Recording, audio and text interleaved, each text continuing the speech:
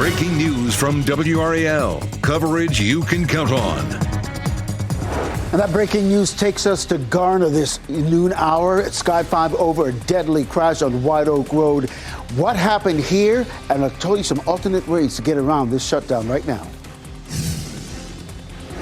And today's a WRAL Weather Alert Day. This front is going to swing through this evening and could bring us some severe storms. I'll walk you through the timeline.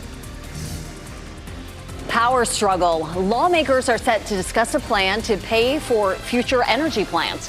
We'll explain the issue that could cost North Carolinians billions. Also, celebration of freedom. Today is Juneteenth, a holiday that marks the day the last enslaved Americans learned they were free. How people in the area are commemorating that event. And we're getting right to that breaking news here in the WRAL Live Center. I'm Ken Smith. Let's get you right to this live picture, courtesy of Sky 5 this noon hour. Garner police, other first responders still on the scene of that deadly crash at White Oak Road near Timber Drive. Here's what police have been able to confirm so far. The driver of a Dodge Viper lost control, flipped several times, hitting another vehicle heading south on Timber Drive. Police say the driver of that vehicle that got struck died at the scene. The driver of the Viper was transported to an area hospital for treatment. Now, police say a third vehicle was involved, but that driver did not get hurt. You can see that's the Viper there that flipped over several times. We're still working to find out the name and condition of the driver of this car that you're seeing right here on camera. That person was transported to the hospital. At this noon hour right now, White Oak Road remains shut down from Timber Drive to Highway 70. If you're in the Garner area this noon hour, you got to avoid this area altogether. Hammond Road or even I-40 is your best bet to avoid what's happening here. We'll keep an eye on it and let you know if we have any new developments during this noon hour. Ken, thanks for that. What a nasty wreck that is. Today is a WRAL Weather Alert Day. A cold front will bring the chance of strong storms this evening. Good afternoon to you. I'm Jeff Hogan.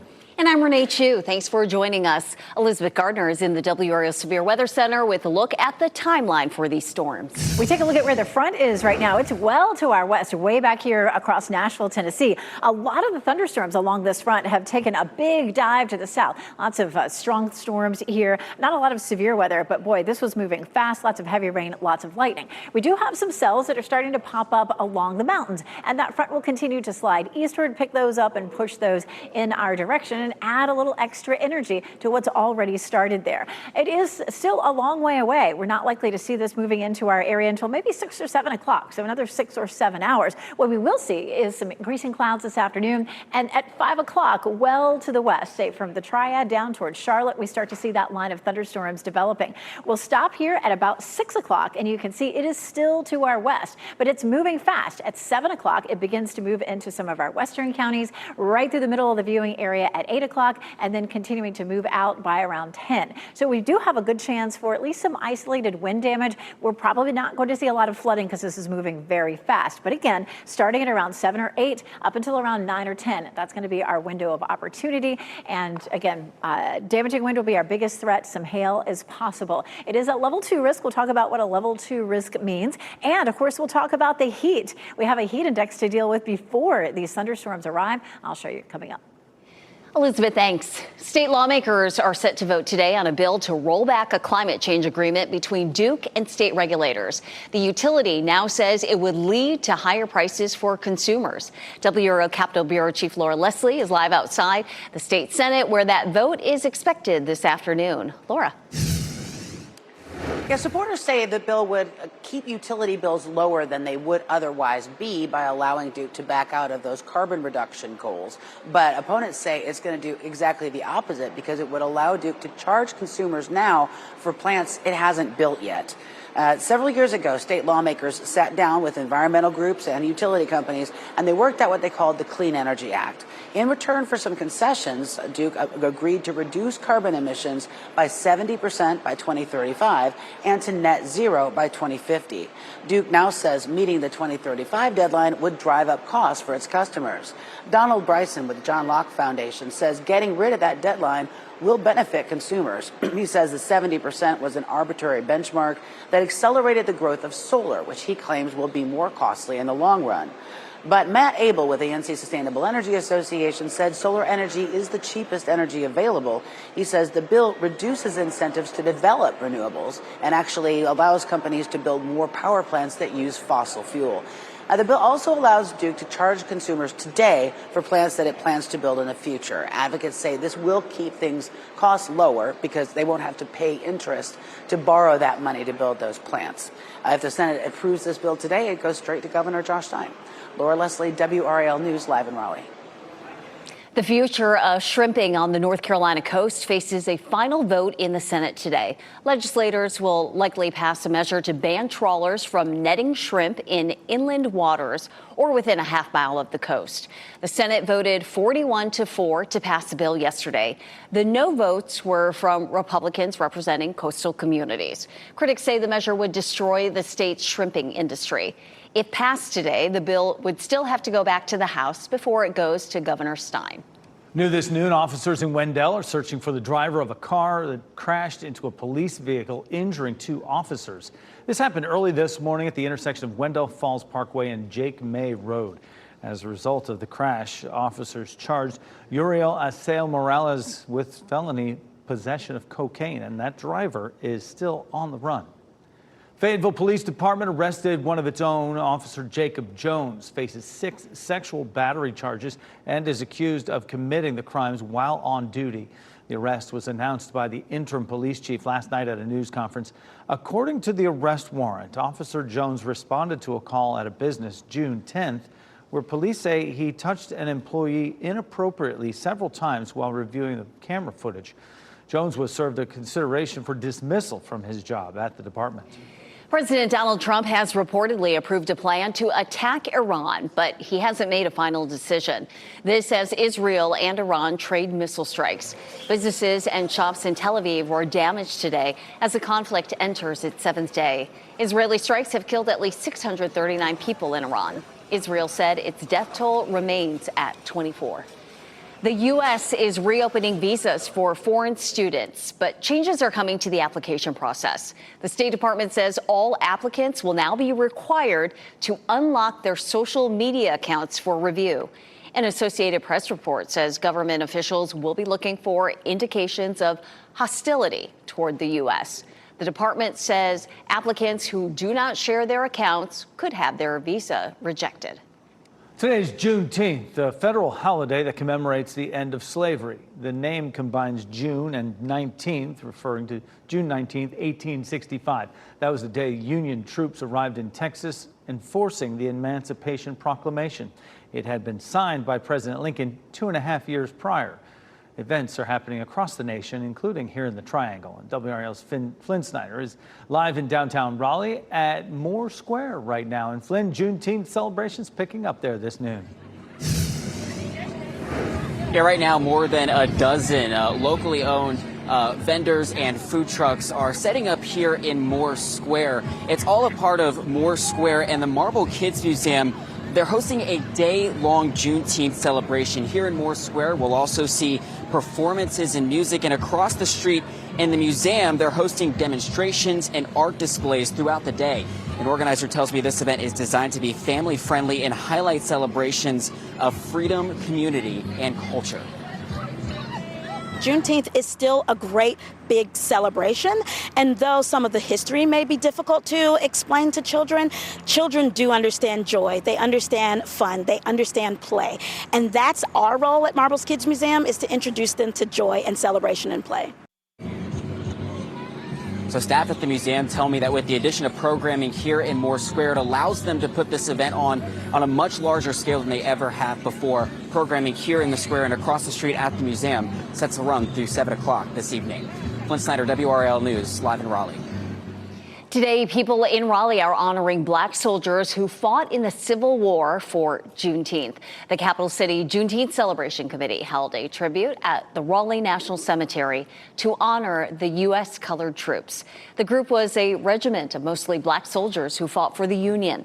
26 of those soldiers are buried at Raleigh National Cemetery. Their role was critical in the Union winning the Civil War, leading to the end of slavery.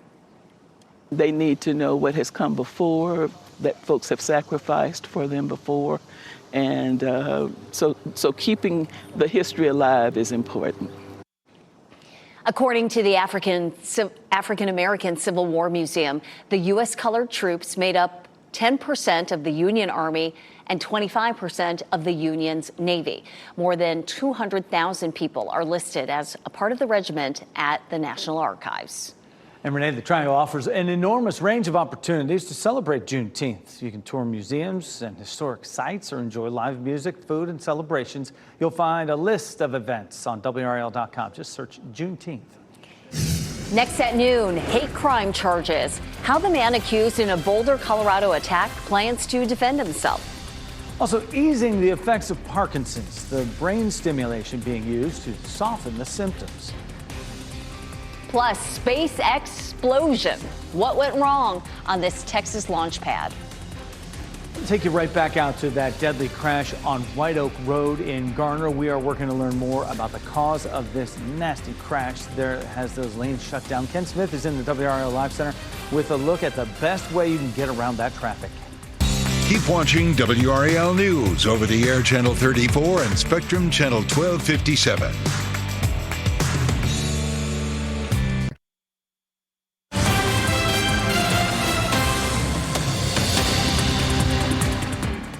Happening now on the WRAL Live, so we want to get right back to the breaking news that we shared with you at the top of the broadcast.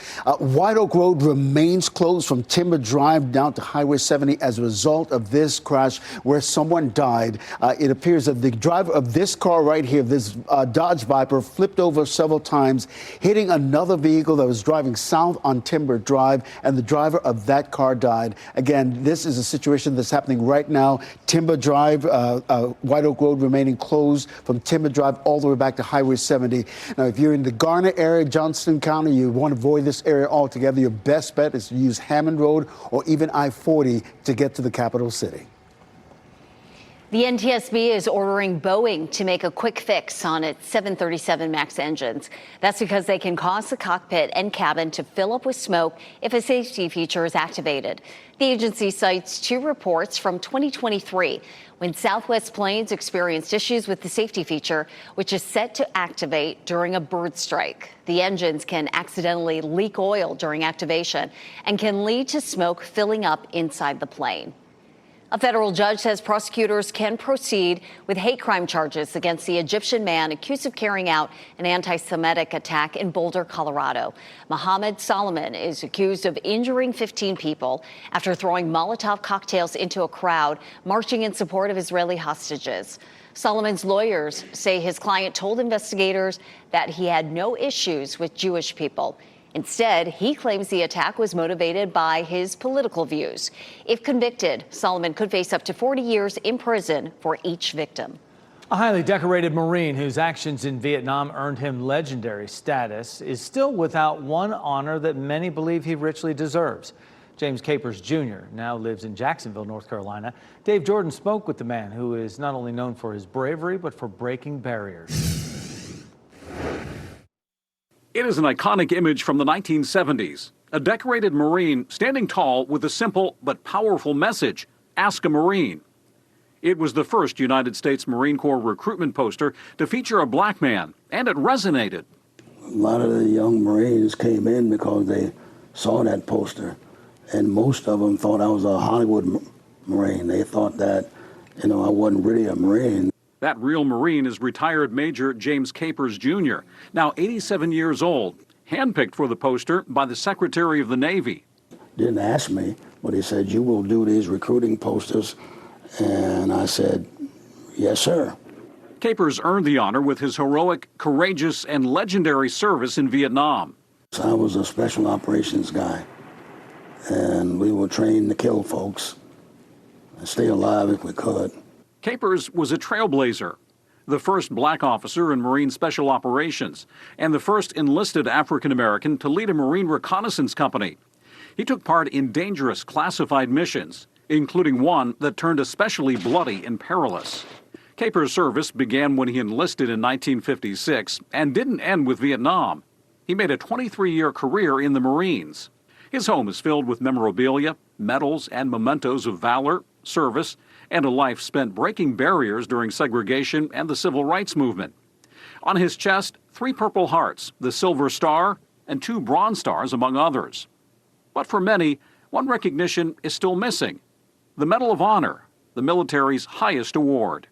It would mean a lot, of course, but not as much as survival of my men. A movement is underway to secure that honor. House Resolution 3377 would authorize the president to award Capers the medal. A separate letter, signed by a group of senators and congressmen, has also been sent to President Trump, urging him to recognize Capers' incredible valor at Phu Loc. It wasn't about me. It was about my troops. James Capers Jr., described by many as one of America's greatest patriots, remains humble. I did the best I could, but we lost a lot of good men. So if I should receive that medal, it'll be for my troops. The humility there, huh? And that was Dave Jordan reporting. Major Capers, by the way, if you recognize him, a well-known NBA referee as well, with over 28 seasons, more than 1,500 regular season games under his belt. Let's hope he gets that medal around his neck, Renee. Yeah. And we certainly thank him for his service. Jeff, thank you, too.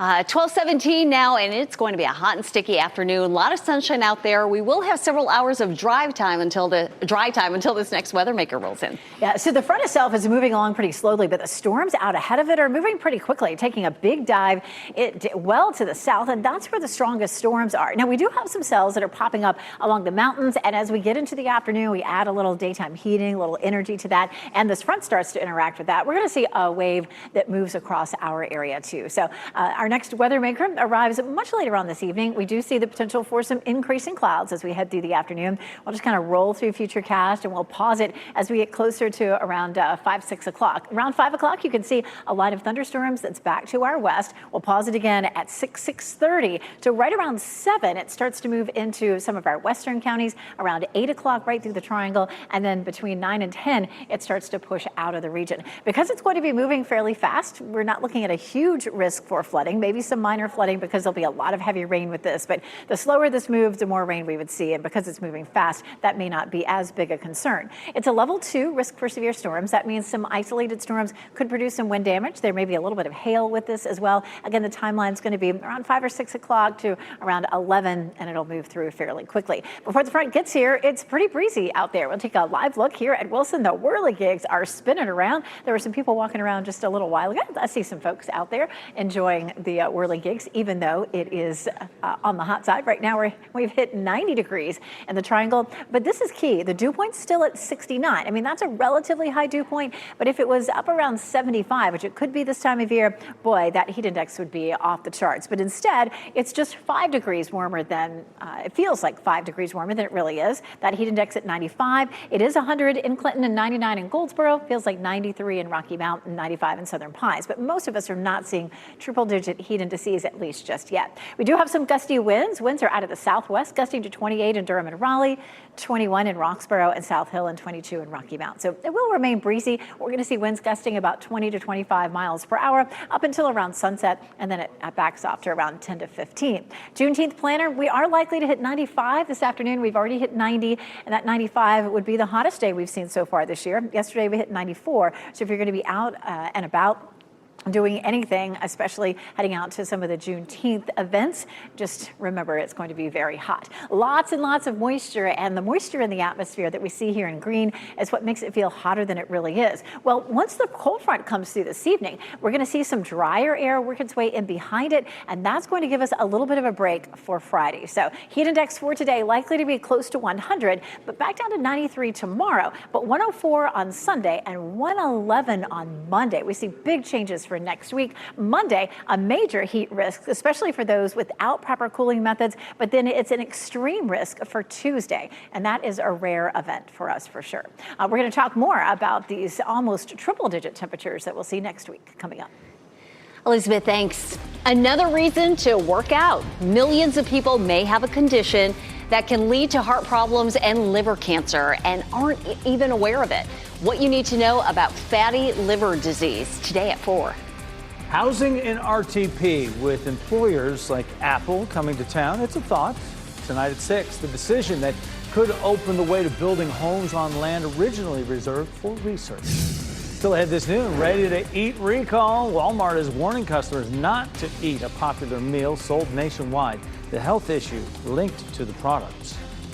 Blazing a trail. 3 more Olympic medalists are lending their expertise to a new league. How the modern athlete will benefit from their star power.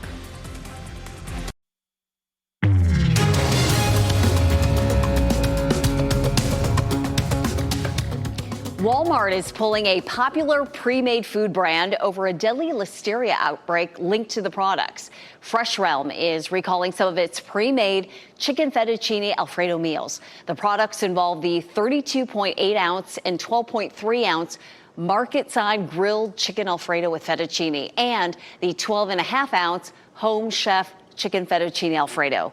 3 deaths and 1 fetal loss have been linked to this outbreak. So if you bought these products, throw them away and return them or you can return them for a refund. Nationwide office vacancies have hit a new record. Industry experts say with demand stabilizing and obsolete buildings being removed, a leaner, more resilient office sector may be taking shape. Conversions used to be too expensive, but falling property values and revised zoning codes are making it possible. Leasing activity is also rebounding as more tenants bring workers back to the office. World Music Day is this Saturday, and a music conductor from Ohio will happily celebrate after doctors were able to fine-tune his treatment for Parkinson's. Brittany Harris explains how smart, deep brain stimulation is improving his quality of life. As the symphony orchestra plays, Rand Laycock stands front and center, carefully guiding the musicians, ensuring every note sounds just right. I'm going to be celebrating 50 years with my community orchestra in 3 years, and I want to be around for that. Rand, who is now 70, was diagnosed with Parkinson's disease back in 2014. He was given medication to help manage his symptoms, but a couple of years ago, they stopped working. I was noticing my symptoms are coming back, and it became obvious that after a while that I was going to have to do something else. Rand consulted with his doctor, Michael Goskowski, at Cleveland Clinic, and eventually the decision was made to do deep brain stimulation, or DBS. The surgical procedure involves implanting electrodes into the brain, which are then controlled with a battery-powered device. It's very good on addressing tremor. It's good on reducing medication. It's good on reducing dyskinesia. It's not going to fix walking. It's not going to fix memory. This is off. Rand had the procedure done last year, and just a few months ago, he was able to upgrade to new programming. He now has something called adaptive deep brain stimulation. Turn it on. The advantage to the ADBS that I have now is that it's automatically controlled, as opposed to me having to kind of guess where the settings have to go. It's like driving a car that's got stick shift versus a car that's got automatic. With less to worry about, the more he can focus on his music. Still getting it done. That was Brittany Harris reporting. Even though deep brain stimulation has been around for a while, it's not widely known. People with Parkinson's disease are advised to speak with their providers about DBS and see if it could be an option for them. Dramatic fireball. A SpaceX Starship explodes on the stand. How this could impact future missions. A medical milestone, a major win in the fight against HIV infections. The drug approved by the FDA that could curb the HIV epidemic. First, here's a look at your winning education lottery numbers. We'll be back.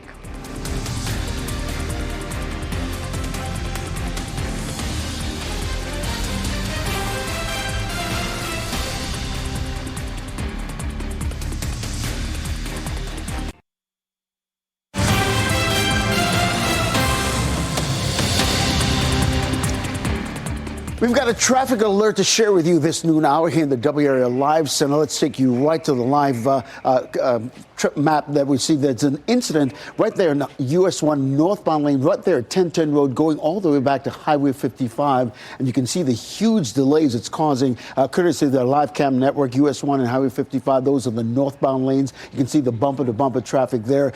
If you're listening to us on the radio, or maybe you know somebody who's in this traffic, you might want to have them get off on State Road 540 and work their way around to Highway 64 and then just jump back on US 1 at that point. I'll keep an eye and let you know if it's going to continue to affect your noon commute. Ken, thank you. SpaceX's Starship exploded at its Texas facility during a routine test, sending a huge fireball into the sky. No one was hurt, but the latest launch attempt is raising concern over its reliability for upcoming NASA Artemis missions. Here's NBC's Tom Costello. Whoa! In the skies over South Texas overnight, a massive fireball after a SpaceX rocket exploded during a static rocket test, a ground test for an upcoming launch. Ship 36 just blew up. Ship 36 just blew up. SpaceX, led by Elon Musk, said the Starship rocket experienced a major anomaly while preparing for its 10th flight test, adding that all personnel are safe and there are no hazards to residents in surrounding communities. The explosion rattled nearby residents who posted videos on social media. One telling My San Antonio News, quote, "Our whole neighborhood felt it. It shook all of our houses." Starship is critical to Musk's mission to send humans to the moon and one day Mars. Making life multiplanetary or extending life to Mars, the idea there is to ensure the long-term survival of life and consciousness. But Starship has faced a number of setbacks this year, including 3 explosions. Last month, during Starship's 9th uncrewed test flight, the vessel broke apart over the Indian Ocean after losing control upon re-entering the Earth's atmosphere. What is that, like a meteor shower? And in January and March, just minutes into test flights 7 and 8, another disaster. There it is. Boom. Oh, my God. The rocket spun out of control, breaking into pieces and raining debris across the sky over the Caribbean Ocean, disrupting commercial air travel for nearly an hour. But Musk views the incidents with optimism. With each launch, especially in the early days of Starship, each launch is about learning more and more about what's needed to make life multiplanetary and to improve Starship to the point where it can be taking ultimately hundreds of thousands, if not millions of people to Mars. This is Tom Costello reporting. Demonstrators are calling on Governor Josh Stein to veto a pair of bills that would create more cooperation between state agencies and federal immigration officials. Both bills are headed to the governor's desk. More than 100 people were gathered at the governor's mansion to speak out against the bills. They also wrote letters that voiced their concerns. Officials from the governor's office collected those letters. UNC's lead research administrator is opening up about the impact of federal cuts on the university. The university's vice chancellor of research, Penny Gordon-Larson, told WRAL grants for 109 research projects have been terminated. Overall, UNC has received $126 million less in federal grants this fiscal year when compared to the same time last year. She says these cutbacks could have a statewide economic impact. So we are largely grant funded in terms of the research that we do, and our federal funding is really critical for us in terms of the mission to serve the state and the citizens of the world. And so it's a core resource for us to be able to do that. UNC's vice chancellor of research also spoke candidly about the realities young researchers are facing in the current climate. To read more about her message to future scientists, look for this story on WRAL.com under the Health tab. It's a major victory in the fight against HIV infections. The Food and Drug Administration approved a new twice-a-year shot to prevent HIV in adults and adolescents at risk of contracting the deadly virus. Christina Coleman explains how it could help reduce the number of cases. It's being called a game changer in the fight against HIV, an injectable drug that's been found to be nearly 100% effective in preventing HIV during 2 groundbreaking clinical trials. Lenacapavir is important to me because it allows me to only have to go to the doctor twice, and I feel fully protected from getting HIV. The FDA approved it for regular use this week. We don't have a vaccine yet, but this is getting pretty close to very good protection and prevention against HIV. Unlike daily preventable pills that many can forget to take, lenacapavir is a twice-a-year shot. It's injected under the skin of the abdomen, leaving behind a small dose of medication that's slowly absorbed into the body over time. According to its drug maker, each dose offers users 6 months of protection, the longest lasting option when it comes to PrEP or preventative HIV medicines. Today, most HIV cases are amongst gay men, and amongst gay men, it's Black and Latino gay men. Unfortunately, we're seeing the PrEP uptake very low in those communities. Experts say there are more than 30,000 new HIV infections in the U.S. each year. Many hope this new option will help curb that number, but there is concern cuts to federal funding for HIV prevention efforts will derail those plans. It is, it's just inhumane to not provide this to the people that need it. That was Christina Coleman reporting. The drug is currently sold to treat HIV. The new option focuses on prevention and will be sold under a different brand name. Night shift health concerns, the adverse effects working the late shift can have on women. Hidden in history, the century-old treasure recently surfaced from Lake Lure. You can download the new WRAL weather app and plan ahead for severe weather anytime. Turn on the alerts to get notified about severe weather in your location. It's free wherever you download your apps.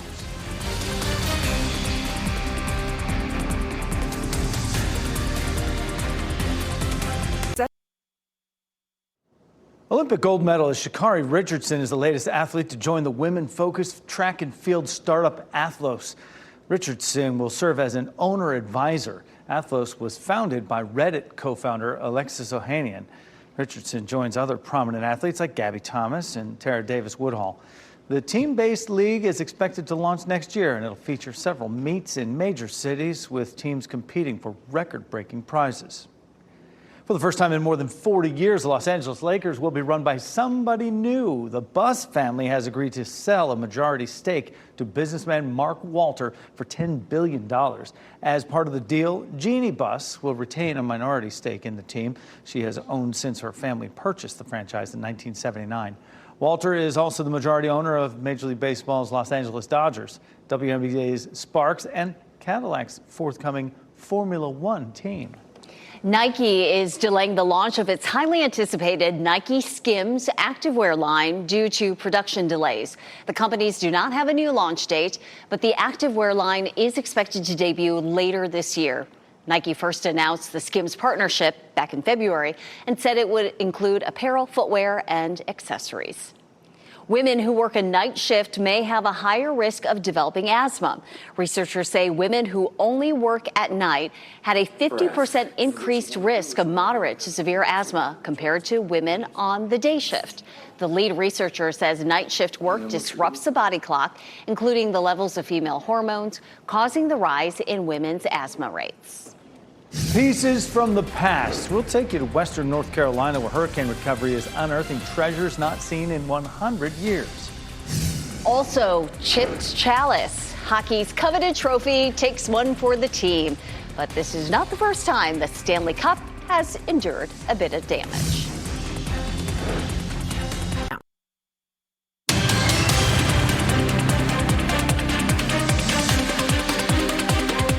Tonight at 6:15, we dig into growing concerns about facilities in North Carolina storing products treated with a toxic gas that could put workers and residents at risk. WRAL climate change reporter Liz McLaughlin investigated this issue. And Liz, what is this toxic gas? Why is it a health concern? Well, the medical industry needs this gas actually to sterilize items like syringes and catheters. About half of all medical devices are actually treated with it, but it's highly toxic and labeled as a known carcinogen by the EPA. It's odorless, colorless, and exposure even in very small amounts can be harmful. A jury in Georgia even awarded a man $20 million after determining his cancer was linked to decades of exposure as a truck driver transporting these products. So if it is that dangerous, isn't it regulated some way? It's a little bit complicated. Sterilization plants are regulated where those devices are sterilized, and they must control their emissions. But the problem is that those products keep off-gassing for days afterwards, sometimes even weeks. Warehouses that store them are not regulated by the EPA or by North Carolina. Georgia is the only state that now requires permits, and even found one warehouse releasing nearly 9 times more ETO, ethylene oxide, than the sterilization plant next door. Most people would probably like to think, not in my backyard, but where are these warehouses in North Carolina? We know about 5 in the state, so there could be more, but those 5 are located in Raleigh, Arden, Lincolnton, Mebane, and Four Oaks. In my story tonight, we'll show you what we learned from the companies operating these warehouses and why neighbors want state regulators to step in. So clearly that is a story every community needs to hear. So join us at 6:15 tonight for Liz's investigation. Liz, thank you. Lake Lure has dropped nearly 30 feet in the aftermath of Hurricane Helene, and that's revealing some long-lost treasures. The lake was originally filled in 1927, and one resident's grandfather helped develop it. His grandfather bought a water taxi for the residents and named it Pooh Bear. A storm blew through, taking the boat to parts unknown, that is, until recently. A docking company discovered a vehicle dating back to the 1920s, and you guessed it, Pooh Bear. I'd love to have a small piece of memorabilia from it for my family to keep. And if the boat ends up staying right where it is, I'd be fine with that. Lake Lure Docking Company and lake officials are working together to figure out what to do with the truck and the boat called Pooh Bear. Yeah, just restore it. Why not? Uncovering all kinds of things out there, right? We just hope they recover. That's what we want to see. We're going to have to recover from this heat day after day after day. Now it's stacking up now. Oh, my goodness. It just gets worse as we go along. We get a little bit of a break yesterday after, or I should say tomorrow after today's front comes through. You can see some clouds there on the horizon as we look over toward Garner. This is a look across southern Wake County. We're still following our front, which is our next weather maker. The strong cold front will come through this evening, and it's likely to bring at least some isolated wind damage and heavy rain, possibly some isolated hail as well. So that is why today is a WRAL weather alert day. We'll take a look at Futurecast one more time in case you missed it. And even if you didn't miss it, you know, it's good to watch it again. Here it comes. We're going to pause it right there at 6 o'clock, just as the line is to our west. And then between 6 and 8 o'clock, it moves across our eastern counties. There's 7 o'clock in Durham and Sanford, 8 o'clock Warrenton, Lewisburg, Smithfield, Fayetteville. And it keeps on trucking pretty quickly. By 9 o'clock, it's in our far eastern counties. And by 10 o'clock, it's mainly out of the region. So we're talking about maybe 4 hours to get it all the way across our viewing area.